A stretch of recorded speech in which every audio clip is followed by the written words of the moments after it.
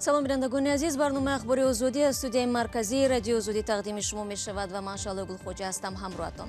Ҳоло таваҷҷӯҳ кунед ба сархати мавзӯи барномаи имрӯз 6 июл.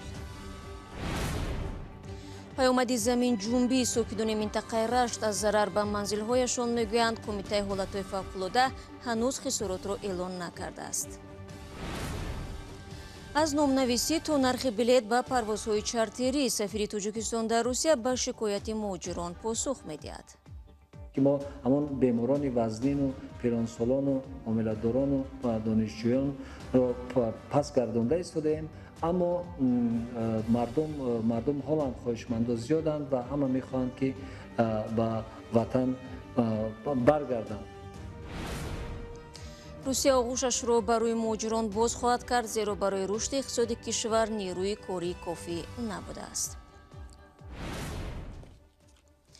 сокинони бархе аз деҳаҳои Тоҷикобод мегӯянд заминларзаи ахир хонаҳояшонро қисман хароб кардааст.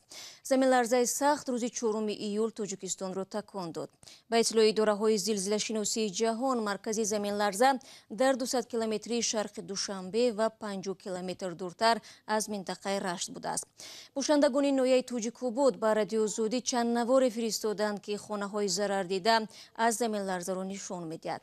Кумитаи ҳолатҳои фавқулода мегӯяд заминҷунбӣ талафоти ҷонӣ дар пай надошта, хисороти ин офати табииро ҳоло мушаххас доранд.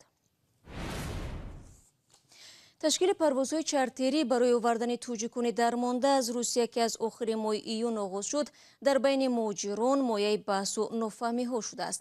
гурӯҳе аз онҳо шикоят мекунанд, ки ба ин ҳавопаймоҳо дар баробари қишри осебпазир ҷавонону нафарони солим роҳ ёфтаанд. сафорати Тоҷикистон дар Русия мегӯяд, ин ҷавонон донишҷӯёнанд ва ҳам афроде, ки ҳуҷҷати тасдиқкунандаи маризиро доранд. аз сӯи дигар, ба гуфтаи сафири Тоҷикистон дар Русия, ҳамин ҳоло парвози ҳавопаймои чартерӣ аз Москав ба Душанбе дар назар аст, вале даҳон нафаре, ки қаблан номнавис шуда буданд, барои харидани билет наомаданд. яъне на худ парвоз мекунанд ва на мегузоранд, ки нафарони ниёзманд ба ватан бираванд. ман аз Имомиддин Сатторӣ хоҳиш кардам, ки дар маҷмӯъ вазъи бозгардонидани тоҷиконро аз Русия бозгӯ кунад. иштаре ки қаблан ман дар дигар суҳбатҳо бо расонаҳои хабарӣ гуфта будам, теъдоди шаҳрвандоне ки муроҷиат карданд ба сафорати ҷумҳурии Тоҷикистон хеле зиёд аст.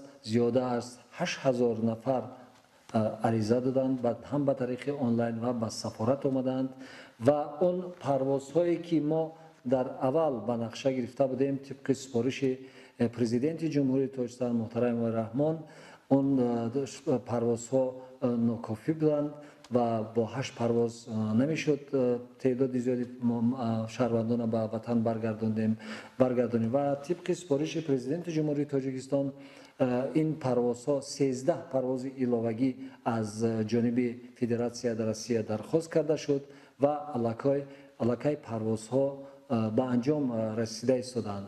новобаста аз он ки қариб ҳар 2 рӯз то охири моҳи июл парвозҳо аз Душанбе ба Москав, Москав ба Душанбе гирифта мешаванд, аммо теъдоди шаҳрвандон хеле зиёд аст ва мо наметавонем масалан бо ин теъдоди 20 парвоз тамоми хоҳишмандонро ба ватан баргардонем. дар шабакаҳои иҷтимоӣ сару садо зиёд аст, ки дар ирсоли ҳамватанон фасод ҷой дорад. гуфта мешуд, ки дар наворҳои дохили ҳавопаймоҳо на беморону солхӯрдаҳо, балки ҷавонон ба чашм мехӯранд. шумо ба ин чӣ мегӯед?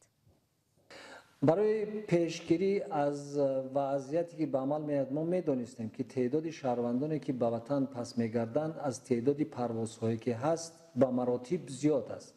аз ҳамин хотир агар ба тариқи озод агар мо фурӯши чиптаҳоро бароҳо мемонданд ширкатҳои ҳавопаймоӣ, албатта нафароне ки ниёзманданд ба онҳо ин чиптаҳо намерасид. аз ҳамин хотир ҳукумати ҷумҳурии Тоҷикистон ба сафоратҳо, ба вазорати корҳои хориҷӣ супориш доданд, ки ин рӯйхатҳо тартиб дода шавад. ва хеле ки ман пештар гуфтам, чаро дар ҳавопаймоҳо ҷавонон дигар дида мешавад.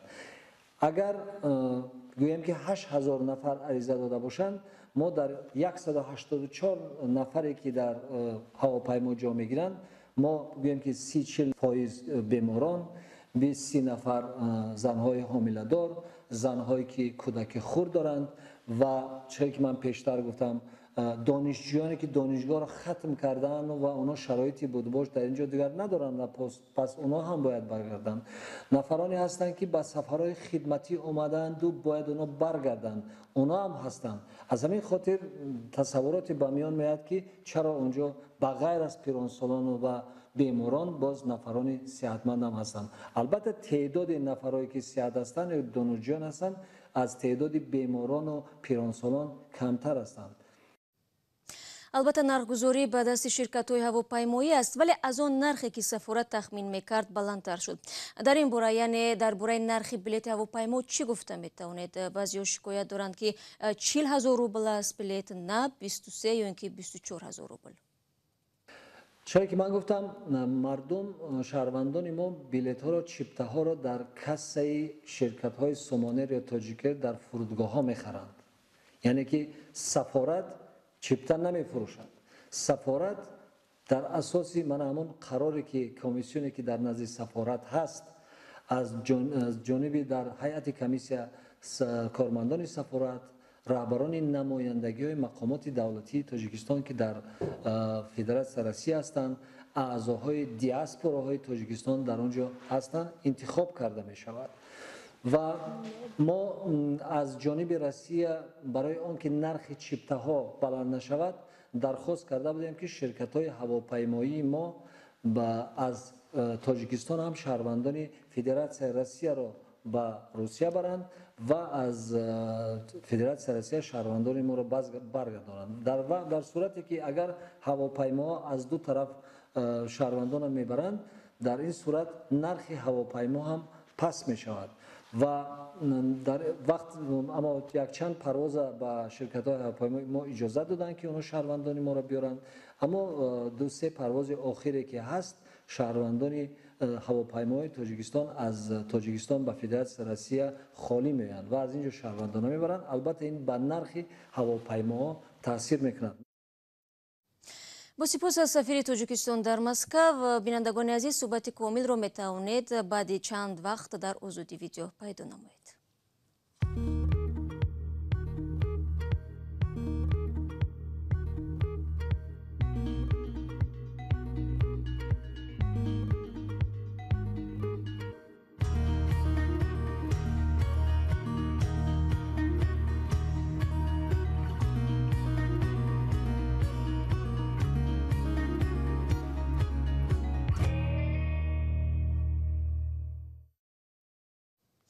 در حالی که تعداد زیادی مهاجران توجیک در تلاش بازگشت به وطن هستند، روسیه به مهاجران کره نیاز دارد و برای جلب بیشتری آنها هوسمند است. در این باره ولادیمیر پوتین رئیس جمهوری روسیه در حاشیه یک جلسه حکومتی اظهار نظر کرده است. روسیه برای تاجیکستان تا هنوز بزرگترین کشور مهاجرپذیر باقی میماند و به اطلاع مقامات این کشور بیش از 1 میلیون نفر از مهاجران توجیک در آنجا کار میکنند. همکارم عبدالله اشورف این موضوع را تحقیق داشت و حالا با ما در استودیو است. عبدالله سلام، بگو که چرا پوتین محض در این شب و روز به این موضوع آورد و انگیزه چنین اظهاراتی او چیست؟ سلام شهلا. در یک جلسه آنلاینی باگدان بیپالکو رهبر سازمان جمعیتی اوکراین تباران روسیه درباره اجرا نشدن فرمانهای پوتین و حق طلبی و طمع‌جویی مقامداران هنگام دادن شهروندی روسیه شکایت کرد و از جمله گفت که فرمان اپریلی پوتین درباره آزاد شدن از پرداخت پاتنت، رجیستراسیون و سقورت‌های طبی در اصل اجرا نمی شود. ضمناً مهاجران تاجیک نیز از اجرا نشدن این فرمان پوتین شکایت دارند و رادیوی آزادی از مهاجران ده‌ها شکایت به این مضمون میگیرد که میگویند کاردهان از آنها طلب دارند پول پاتنت را پردازند، در حالی که از ماه مارس تا ایون آنها از پرداخت پول پاتنت آزاد بودند. پاتنتی برخی از مهاجران عموماً بیکار شده است و مجبورند از نو پاتنت بگیرند. پوتین به این شکایت مستقیما پاسخ نگفت، اما افزود روسیه به مهاجران نیروی کاری بیشتر نیاز دارد. روشن است که با رشد اقتصاد روسیه برای ما نیروی کار نمی رسد. حالا این به نظر می رسد، ولی در آینده نزدیک این مشکل بیشتر می شود. این مسئله یکی از عامل‌های بازدارنده رشد کشور خواهد شد. این یک مشکل جدی است. این را من حالا به شما میگویم و امیدوارم این واخری ما در وسایل اخبار عامه نشر می شود و همکاران ما نیز آن را می شنوند. این سیاست دولتی باید باشد. روسیه به جلب مهاجران هوسمند است. به آنهایی که کشور احتیاج دارد. میفهمید؟ خب گفته های پوتین رو شنیدیم. آیا پس از این گونه اظهارات می شود انتظار بود که روسیه درهایش رو برای مهاجران بیشتر می‌گشاید و شرایط بود و بوشی آنها سبکتر می شود؟ عبدالله، با باز شدن مرزها و عادی شدن روابط، طور کارشناسان میگویند که حالا موج مهاجران از تاجیکستان به روسیه و دیگر کشورها سرازیر خواهد شد، اما به گمان است که وضع مهاجران و شرایط آنها بهبود یابد. خیرالله میرسیدوف، خبرنگار تاجیک که بارها درباره وضع مهاجران گزارش داده است، میگوید وضع مهاجران به نخواهد شد، چون بنابر تمجوی پلیس و مقامات مهاجرت، کاردهندگان در روسیه هوسمند نیستند که مهاجران را قانونی به کار بگیرند و از نیروی ارزانی کار آنها سوء استفاده میکنند. با این وجود بنابر آمار مقامات تاجیک در روسیه حدود 0.5 میلیون و به معلومات مقامات روسیه بیش از 1 میلیون مهاجری کاری تاجیک فعالیت دارند. با وجود سختی ها و مزد کار ناچیز، مهاجران کاری تاجیکستان نانآور خانواده های خود در کشورند و درآمد هر چهارمین خانواده در کشور از حسابی مهاجرتی کاری می باشند. بله درست است. سپاس عبدالله برای صحبت و بینندگان عزیز، من بعد از یک آگهی برنامه رو با موضوع دیگر ادامه میدیم.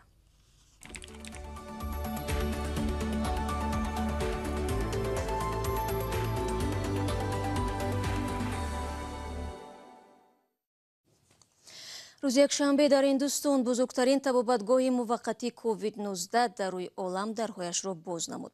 این شفاخانه دارای 10,000 رخت خواب در جواب به افزایش با سرعت سرایت کرونا ویروس در شهر دهلی نو فعال شد.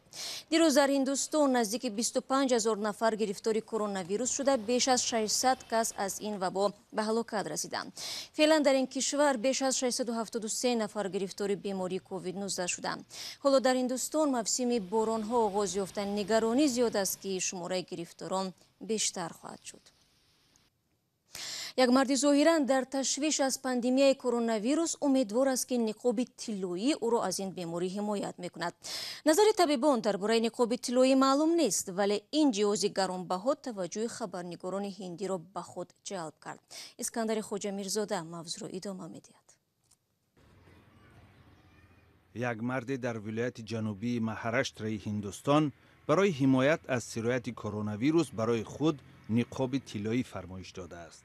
شنکر کورهت میگوید نقاب از 50 گرم طلا عبارت بوده، نرخش به تخمینا 3,870 دلار آمریکایی برابر است. برای نفسکشی مناسب نقاب سوراخ‌های خردی دارد. روز 3 ایول کورهت نقابش را بر روزنامه‌نگاران نمایش داد. من توسط تلفن از استاد جواهرات خواهش کردم که برایم نقاب طلایی تهیه کند. او رضایت داده آن را در 8 روز آماده کرد. ولایت مهاراشتر از منطقه های سرایت زده هندوستان به شمار می رود. در این استان نزدیک 200,000 نفر گرفتار کرونا ویروس یا خود بیماری کووید 19 شده، 8,178 نفر به هلاکت رسیدند. و در افغانستان روز 6 ایول یک بانوی سیاستمدار و راننده‌اش در حمله مسلحانه مجروح شدند. حادثه در ولایت لوگر رخ داد. شاهپور احمدزی، سخنگوی پلیس ولایت لوگر، گفت که افراد مسلح ماشین نفیسه هجران، یک عضو شورای ولایتی را در مرکز ماموری ولایت شهر پول علم هدف قرار دادند. سخنگو گفت که حالت سلامتی هجران معتدل بوده، او را برای طبابت به کابل فرستادند. پلیس گفت که از کم یک حملگر به حبس گرفته شده، تحقیقات شروع شده است. تا حال هیچ نفر یا گروه مسئولیت این حمله را به دوش نگرفته است. 15 دقیقه که در اختیار داشتیم به پایان میرسد. برای آشنایی با خبرهای نو از وبسایت رادیو آزادی، بینندگان عزیز زیر نشانی www.azadi.org استفاده کنید. گزارش روز و نوارهای جالب در آزادی ویدیو کانال مخصوص ما در یوتیوب گذاشته می شود. من فردا شما را در نوید بامدادی منتظرم. تا فردا، خدا نگهدارت.